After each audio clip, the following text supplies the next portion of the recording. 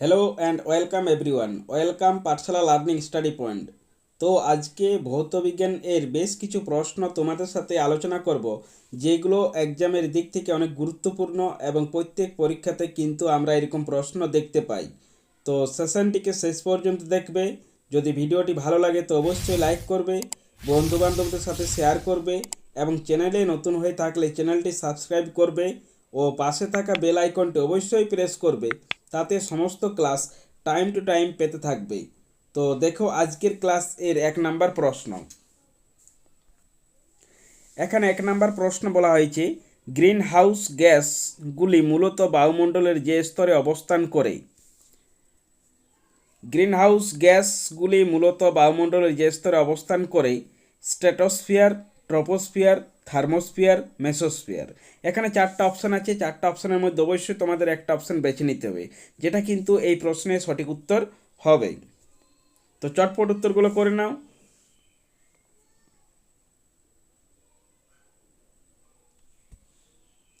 তো এখানে সঠিক উত্তরটি হবে অপশান বি, ট্রপোস্ফিয়ার। এখানে কিন্তু সঠিক উত্তরটা হচ্ছে অপশান বি, ট্রপোস্ফিয়ার।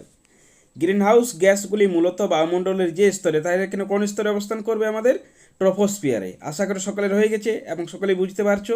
তো চলো নেক্সট প্রশ্ন দেখে নাও।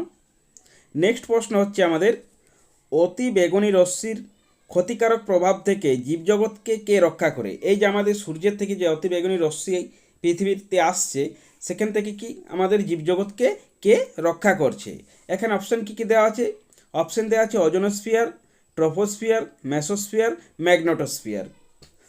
তোমাদের প্রত্যেককেই বলবো উত্তর অবশ্যই করবে এবং কমেন্ট বক্সে লিখে জানাবে যে কার কতগুলো ঠিক হয়েছে। তো চটপটে উত্তরটা করে নাও।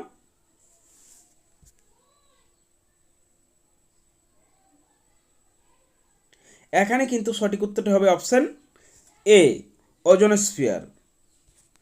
ও সূর্যের অতিবেগুনি রশ্মির ক্ষতিকারক প্রভাব থেকে জীবজগৎকে রক্ষা করে আমাদের ওজোনোস্ফিয়ার রক্ষা করে। আশা করি সকলের হয়ে গেছে এবং সকলেই বুঝতে পারছো। তো চলো নেক্সট প্রশ্ন দেখে নাও। নেক্সট প্রশ্ন হচ্ছে আমাদের, প্রধান গ্রিনহাউস গ্যাস হল। প্রধান গ্রিনহাউস গ্যাস হল NO2, CO2, CFC, CH4। 4টা অপশান দেওয়া আছে। 4টা অপশানের মধ্যে একটা অপশান বেছে নিতে হবে। তো চটপট উত্তরটা করে নাও এবং আমি প্রত্যেক প্রশ্নের শেষে উত্তর বলে দেবো। অবশ্যই তোমরা কিন্তু নিজেরা মিলিয়ে নেবে এবং কার কতগুলো ঠিক হয়েছে অবশ্যই কিন্তু কমেন্ট বক্সে লিখে জানাবে।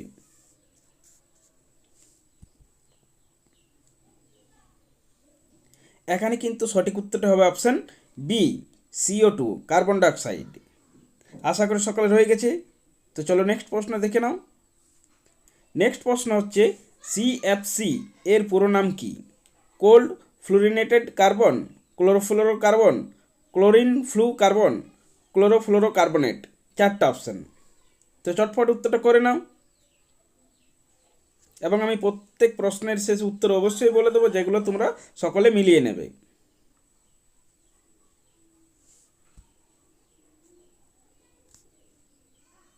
তো এখানে সঠিক উত্তরটা হবে অপশান বি, ক্লোরোফ্লোরো কার্বন। CFCর পুরো নাম হচ্ছে আমাদের ক্লোরোফ্লোরো কার্বন। আশা করি সকলের হয়ে গেছে। তো চলো নেক্সট প্রশ্ন দেখে নাও। নেক্সট প্রশ্ন হচ্ছে, আদর্শ জ্বালানির অন্যতম বৈশিষ্ট্য হল দামে সস্তা, উচ্চ জ্বলনাঙ্ক, উচ্চ তাপন মূল্য, জলীয় বাষ্পযুক্ত।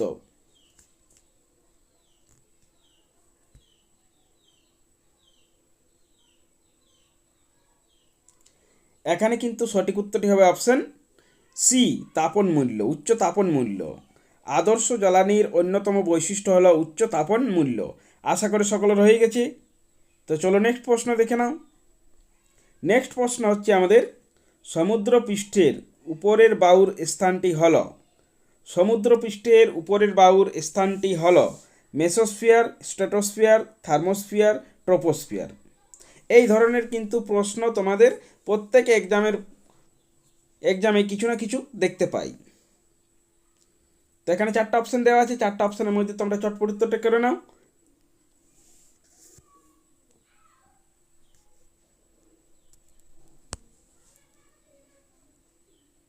তো এখানে সঠিক উত্তরটি হবে অপশান ডি, ট্রপোস্ফিয়ার। সমুদ্রপৃষ্ঠের উপরের বায়ুর স্থানটি হলো ট্রপোস্ফিয়ার। আশা করি সকলের হয়ে গেছে। তো চলো নেক্সট প্রশ্ন দেখো। নেক্সট প্রশ্ন হচ্ছে আমাদের গ্রিন হাউস প্রভাবে CO2 এর অবদান। গ্রিন হাউস যে যে গ্যাসগুলো আছে তার মধ্যে কার্বন ডাইঅক্সাইডের অবদান কতখানি?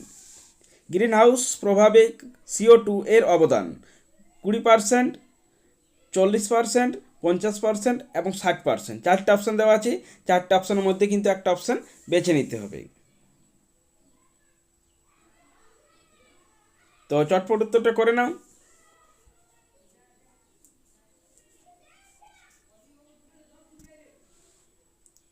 এখানে কিন্তু সঠিক উত্তরটা হবে অপশান সি, 50%। গ্রিন হাউস প্রভাবে কার্বন ডাইঅক্সাইডের অবদান হচ্ছে এখানে 50%। আশা করি সকলের হয়ে গেছে। তো চলো নেক্সট প্রশ্ন দেখো। নেক্সট প্রশ্ন হচ্ছে আমাদের পৃথিবীর কোন অঞ্চলে ওজোন স্তর সর্বাধিক ক্ষয়প্রাপ্ত হয়? পৃথিবীর কোন অঞ্চলে ওজোন স্তর সর্বাধিক ক্ষয়প্রাপ্ত হয়? নিরক্ষীয় অঞ্চল, ক্রান্তীয় অঞ্চল, মেরু অঞ্চল, উপকূলীয় অঞ্চল।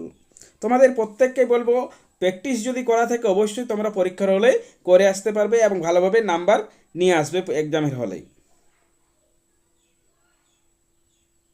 তো চটপট উত্তরটা করে ফেলো। আমি বরাবর বলছি যে তোমাদের প্রত্যেককে আমি উত্তর বলে দেবো, তোমরা অবশ্যই কিন্তু মিলিয়ে নেবে। তো চটপট উত্তরটা করে নাও।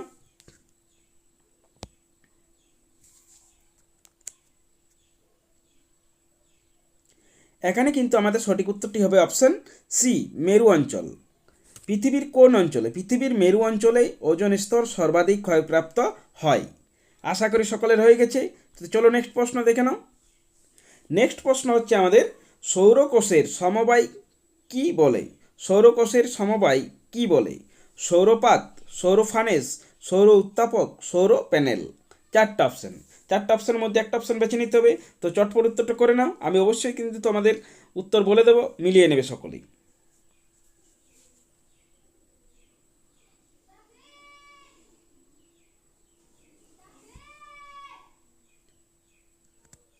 তো এখানে সঠিক উত্তরটি হবে অপশান ডি, সৌর প্যানেল। সৌরকোষের সমবায়কে কি বলে? সৌরকোষের সমবায়কে বলা হয় এখানে সৌর প্যানেল।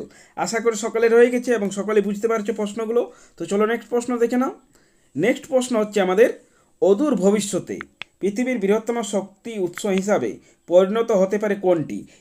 এই যে অদূর ভবিষ্যতে পৃথিবীর যে বৃহত্তম শক্তি উৎস পরিণত হতে পারে কোনটি? এখানে কী কী দেওয়া আছে? Methane, methane nitrate, methane hydrate, ethane nitrate. চারটা অপশান। চারটা অপশানের মধ্যে একটা অপশান তো অবশ্যই বেছে নিতে হবে। তো চটপট উত্তরটা করে ফেলো এবং আমি প্রত্যেককে বলবো তোমাদের প্রত্যেক পরীক্ষার হলে কিন্তু এরকমই প্রশ্ন আসবে, যেগুলো কিন্তু অনায়াসে প্র্যাকটিস করা থাকলে তোমরা অবশ্যই কিন্তু করে নিতে পারবে। তো চটপট উত্তরটা করে নাও।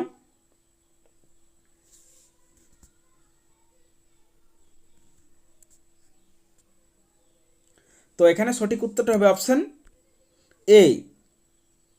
এ হবে না, সরি, এখানে অপশান কিন্তু এখানে সি হবে, মিথেন হাইড্রেট। এখানে কিন্তু মিথেন হাইড্রেট অপশান হবে। অদূর ভবিষ্যতে পৃথিবীর বৃহত্তম শক্তির উৎস হিসাবে পরিণত হতে পারে কোনটি? আমাদের মিথেন হাইড্রেট। আশা করি সকলের হয়ে গেছে। তো চলো নেক্সট প্রশ্ন দেখে নাও। নেক্সট প্রশ্ন হচ্ছে আমাদের সূর্য থেকে পৃথিবীতে তাপ আসে। সূর্য থেকে পৃথিবীতে তাপ আসে পরিবহন, পরিচালন, বিকিরণ, সবগুলোই। এখানে চারটা অপশান দেওয়া আছে, চটপট উত্তরটা করে নাও।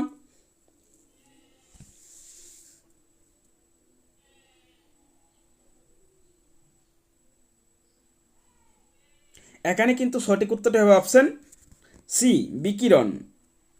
আশা করি সকলের হয়ে গেছে, সবাই বুঝতে পারছো। তো যারা এই চ্যানেলের মধ্যে নতুন এসেছে অবশ্যই তারা কিন্তু চ্যানেলটি সাবস্ক্রাইব করবে এবং যদি ভিডিওটি ভালো লাগে অবশ্যই কিন্তু লাইক করবে, কারণ তোমাদের ভিডিও দেখছো বাট লাইক একটাও কেউ দিচ্ছ না। তো আশা করি সকলের হয়ে গেছে। তো চলো নেক্সট প্রশ্ন দেখে নাও। নেক্সট প্রশ্ন হচ্ছে আমাদের একটি অপ্রচলিত শক্তির উৎস হলো। একটি অপ্রচলিত শক্তির উৎস হলো বায়োগ্যাস, কেরোসিন, পেট্রোল, ডিজেল। চারটা অপশান দেওয়া আছে। চারটা অপশানের মধ্যে একটা অপশান বেছে নিতে হবে, প্রতিবারই বলা হচ্ছে এবং আমি প্রশ্নের উত্তর কিন্তু অবশ্যই তোমাদের বলে দেবো, সকলে মিলিয়ে নেবে এবং কার কতগুলো ঠিক হয়েছে অবশ্যই কিন্তু তোমরা কমেন্ট বক্সে লিখে জানাবে।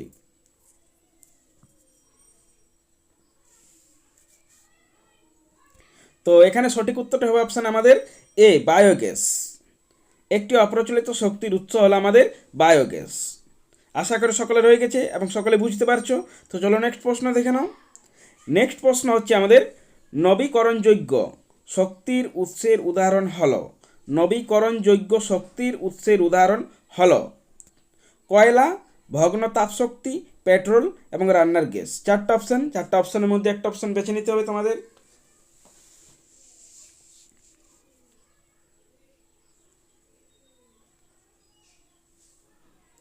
তো এখানে সঠিক উত্তরটি হবে অপশন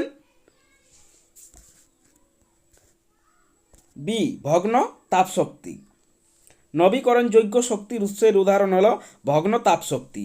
আশা করি সকলের হয়ে গেছে এবং সকলে বুঝতে পারছো। তো চলো নেক্সট প্রশ্ন দেখে নাও।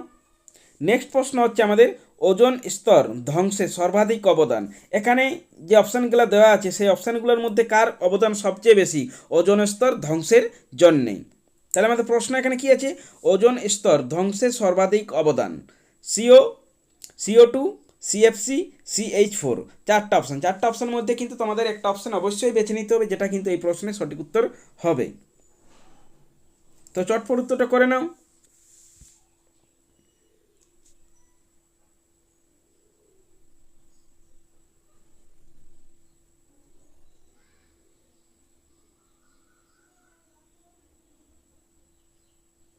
তো এখানে সঠিক উত্তরটা হবে আমাদের অপশন সি, CFC। অপশন কিন্তু সি এখানে সঠিক উত্তর হবে, CFC। ওজোন স্তর ধ্বংসে সর্বাধিক কিন্তু CFCর অবদান সবচেয়ে বেশি আমাদের। আশা করি সকলের হয়ে গেছে এবং সকলে বুঝতে পারছো। তো আজকে আমাদের নেক্সট প্রশ্ন এবং লাস্ট প্রশ্ন আজকে দেখে নাও। লাস্ট প্রশ্ন হচ্ছে আমাদের গোবর গ্যাসে প্রধানত কোন উপাদানটি থাকে? এই যে আমাদের গোবর গ্যাস, আশা করি কারো না কারো বাড়িতে গোবর গ্যাস আছে। গোবর গ্যাস থেকে আমাদের জ্বালানি হয়, যেরকম গ্যাস জ্বালানো হয় সেরকমই গোবর গ্যাস থেকে আমাদের জ্বালানি হয়। তো এখানে কী বলা হচ্ছে? গোবর গ্যাস প্রধানত কোন উপাদানটি থাকে? গোবর গ্যাসে প্রধানত কোন উপাদানটি থাকে? Methane, ethane, CFC, carbon monoxide. চারটা অপশান, চারটা অপশানের মধ্যে একটা অপশান বেছে নিতে হবে। তো চটপট উত্তরটা করে নাও এবং আমি উত্তরটা বলে দেবো, সকলে কিন্তু মিলিয়ে নেবে এবং কার কতগুলো ঠিক হয়েছে সবাই কিন্তু কমেন্ট বক্সে লিখে জানাবে। তো চলো চটপট করে নাও উত্তরটা।